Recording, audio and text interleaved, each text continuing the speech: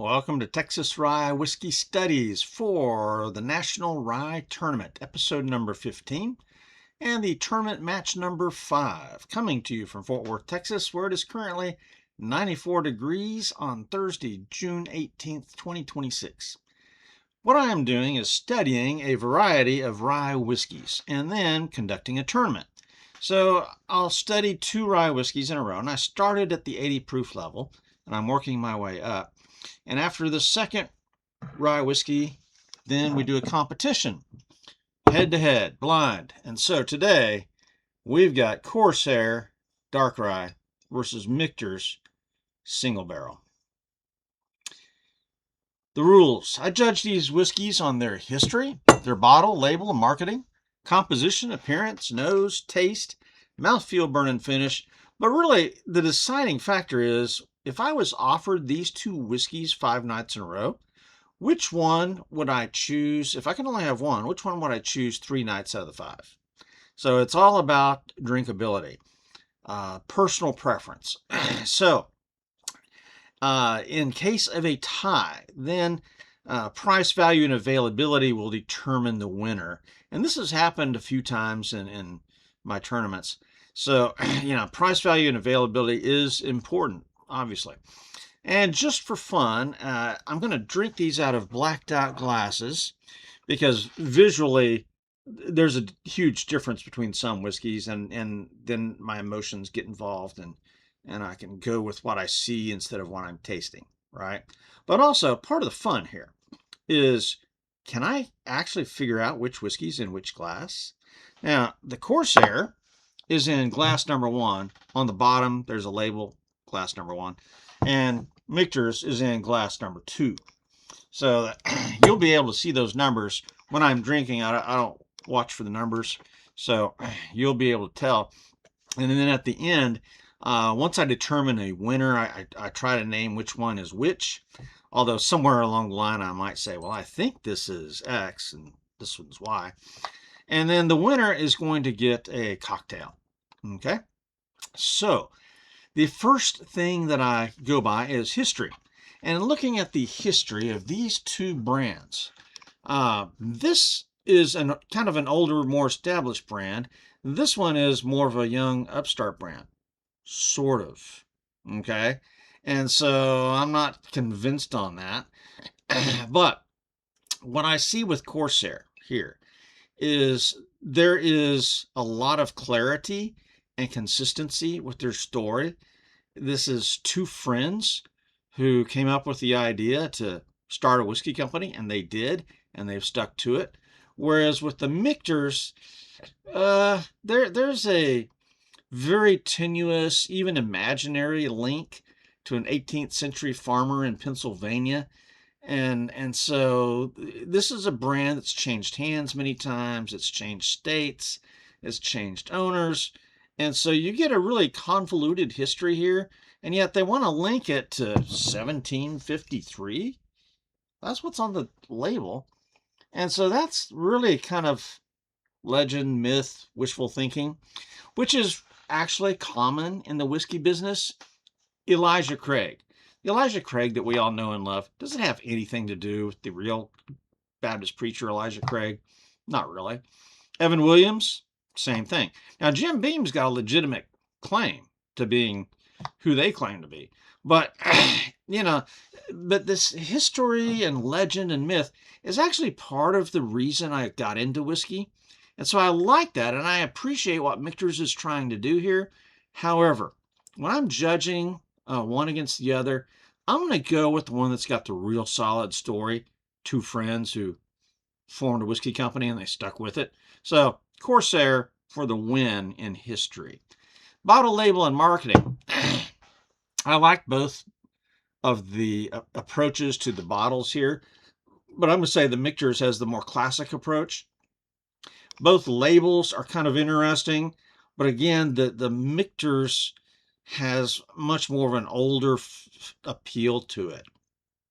So I'm going to go with, for bottle, label, and marketing, the Michter's, and obviously marketing. I mean, I can't get Corsair here in Fort Worth, but Michter's is everywhere.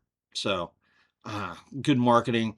So, that's A lot to be said for both bottles and labels, but Michter's for the win there. So let's go to appearance.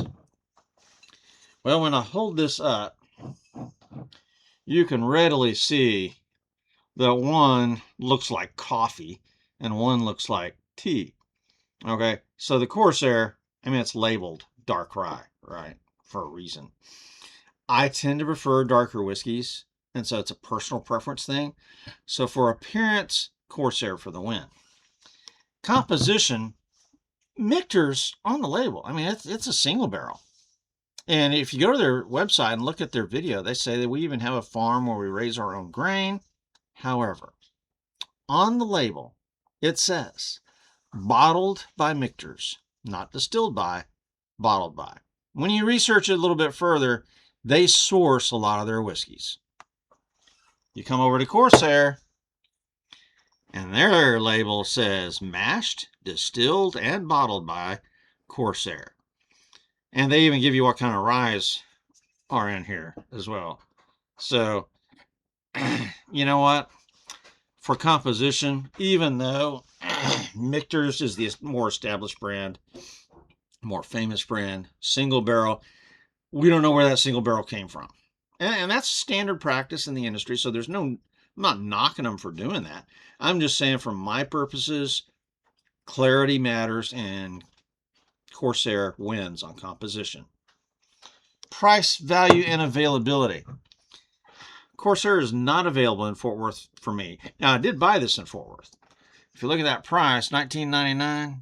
I got this on sale at King's Liquor about 3 years ago or so. And that's the only time I've ever seen Corsair for sale in Fort Worth. The big three stores that I go to, they don't carry it. So I'd have to, buy this one online for $44.99 and then pay $20 shipping. Michter's, however, is available at all the major stores I shop at in Fort Worth.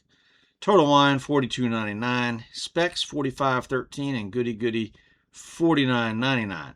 So great availability, and the price is appropriate for a single barrel of this quality. So for price, value, and availability, Michter's for the win. And that means that should it come down to a tie, where price, value, and availability has to be the deciding factor, then Michter's is going to win that. Flexibility, versatility. This is a tie. They both have pretty good flavors, and even though they're lower proof, I think they've got decent flexibility that they would hold up to ice, hold up under cocktails. And I've made cocktails with these, and they're pretty good. So that's going to be a tie. All right, now let's get to the important work of nosing and tasting these whiskeys and deciding on a winner. I'm going to start on my left side. Okay, this has a noticeable nose. My nose is not real good. Can I tell what I'm smelling?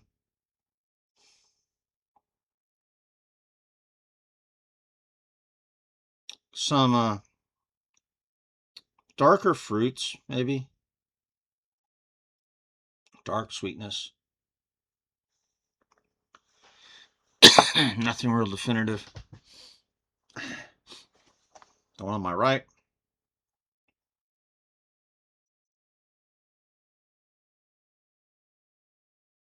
Pleasant nose.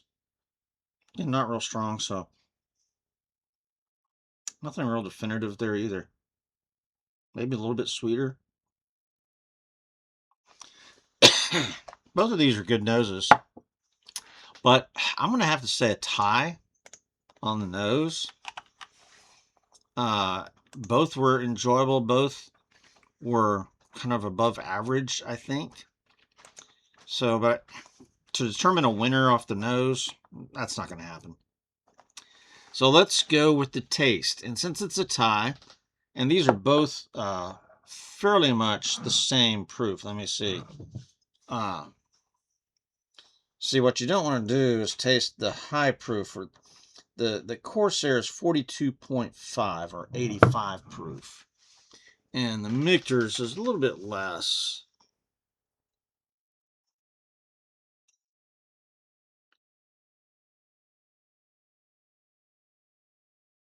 84.8 proof.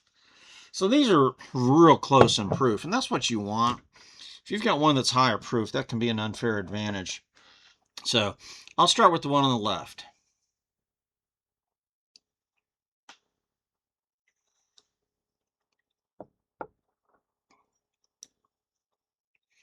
Man, that's good.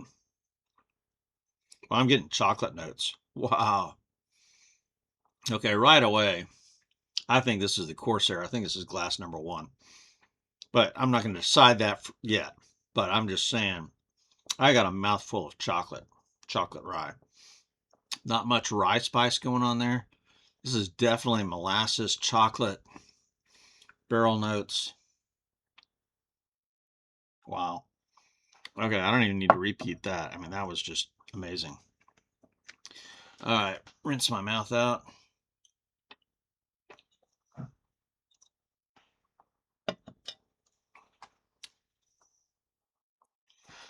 And the one on the right.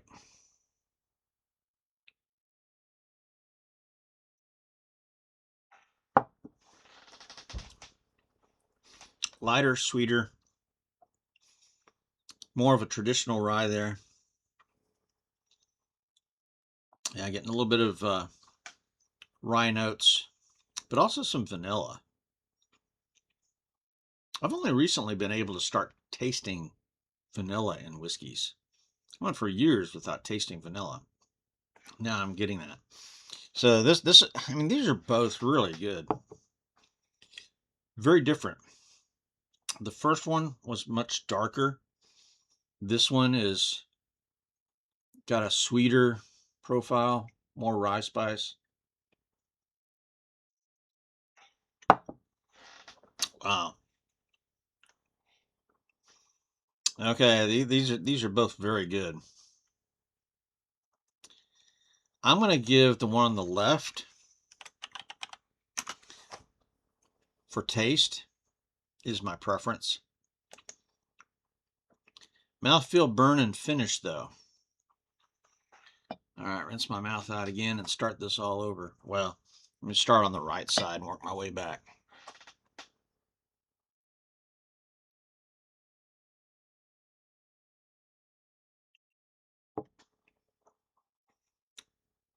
That is a decent mouthfeel. It's not super rich, but it's not thin at all. There's not really a burn there. There's some mouth tingles focused in the mouth. Little bit on the finish going down into the throat. It's a very pleasant burn, but I hesitate to even call it a burn. I'm going to say mouth tingles. The finish is moderate. Get a little bit of the rye spice, a little bit of the sweetness, a little bit of barrel notes. So it's a pleasant, moderate finish. Nothing spectacular there.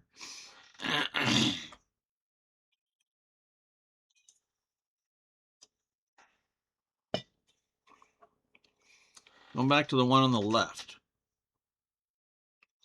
Looking at the mouthfeel, burn, and finish.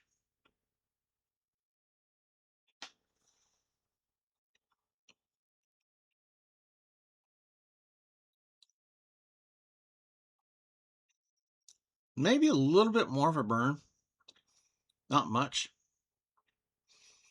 Definitely getting the same, about the same mouthfeel, kind of a medium mouthfeel. On the finish, definitely chocolate notes. Yeah, the dark molasses, chocolate, maybe even some leather. Finish, maybe a tad longer, because those notes are lingering. So just a wee bit longer.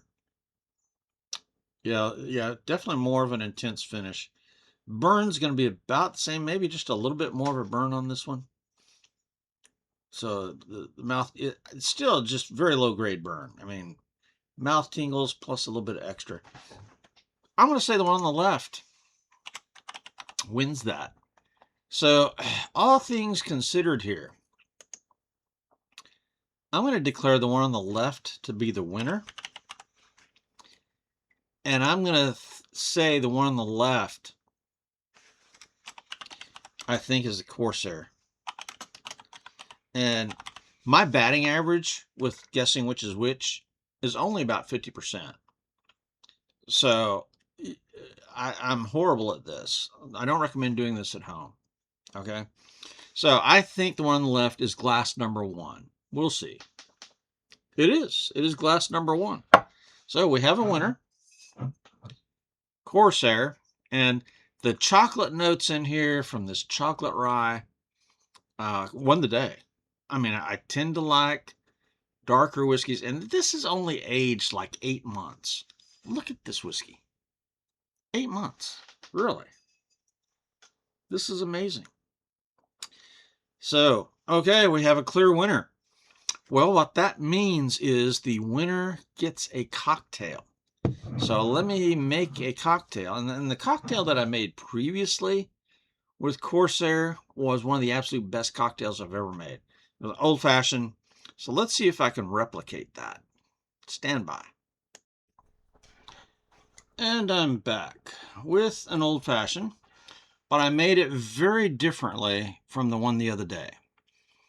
Let's go with maple syrup instead of the turbinado sugar cube. That's the first change that I made. Now, on both old fashions, I used the Angostura bitters, but last time I used Fee Brothers Aztec chocolate bitters, and this time I'm using Fee Brothers Turkish tobacco bitters. Along with this chocolate rye, I'm getting a little bit of tobacco or leather notes, and so that's what I went with the tobacco bitters for. And then last time I did not use an orange peel, this time I did. And both times I used a cherry. So let's see how this one turns out.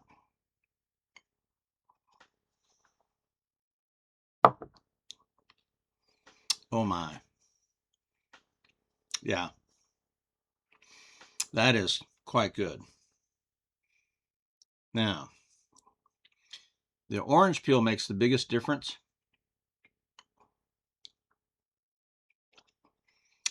And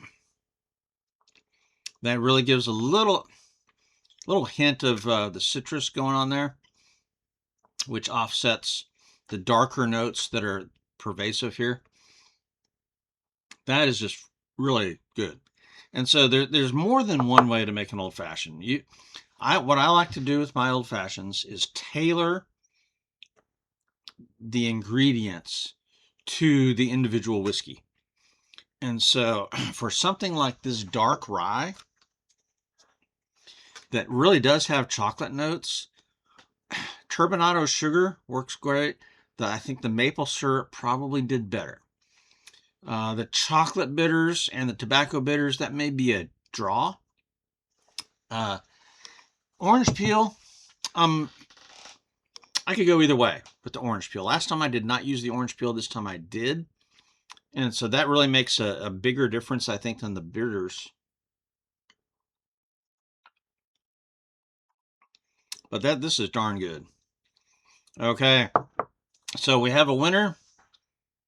Corsair Dark Rye.